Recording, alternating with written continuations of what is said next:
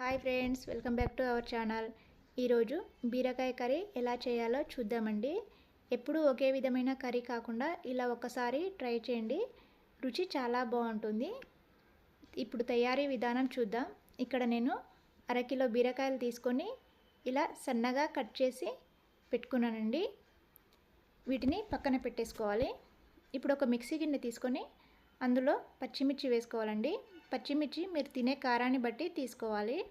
అలాగే 1 tea spoon జీలకర్ర, 4-5 పొట్టు తీయని వెల్లుల్లి వేసి మెత్తగా మిక్సీ పట్టాలి. ఈ విధంగా మిక్సీ పడితే సరిపోతుంది. ఇప్పుడు దీన్ని పక్కన పెట్టేసుకుందాం. స్టవ్ పైన ఒక కడాయి పెట్టి ఆయిల్ వేయాలి. ఆయిల్ వేసిన తర్వాత 1 టీ స్పూన్ జీలకర్ర, 1/2 టీ స్పూన్ మెంతులు వేసి ఫ్రై చేసుకోవాలి. ఇప్పుడు కట్ చేసిన ఉల్లిపాయ వేసి ఫ్రై చేసుకోవాలండి. ఉల్లిపాయను మరి చిన్నగా సన్నగా కట్ చేసుకోవాలి. ఈ విధంగా ఫ్రై అయిన తర్వాత అల్లం పేస్ట్, పసుపు వేసి ఫ్రై చేసుకోవాలి. ఇది స్లో ఫ్లేమ్లోనే పెట్టి ఫ్రై చేసుకోవాలి. ఇలా ఫ్రై అయిన తర్వాత కట్ చేసిన బీరకాయను వేసి ఫ్రై చేసుకోవాలి. ఇలా అంతా బాగా కలిసేలా కలపాలండి.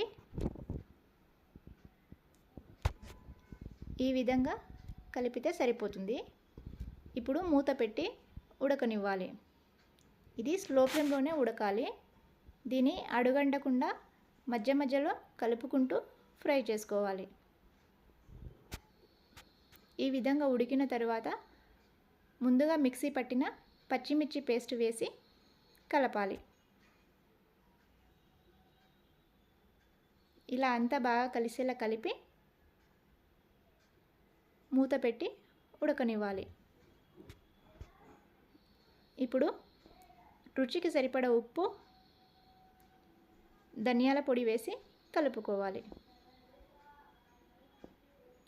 ఇప్పుడు మరొక 2 నిమిషాలు మూత పెట్టి ఉడకనివ్వాలండి. ఈ విధంగా ఉడికితే సరిపోతుంది. ఇప్పుడు సన్నగా కట్ చేసిన కొత్తిమీర వేసి కలుపుకోవాలి. ఇలా కలిపిన తర్వాత స్టవ్ ఆఫ్ చేసుకోవాలి. చూడండి, బీరకాయ కర్రీ రెడీ అయింది.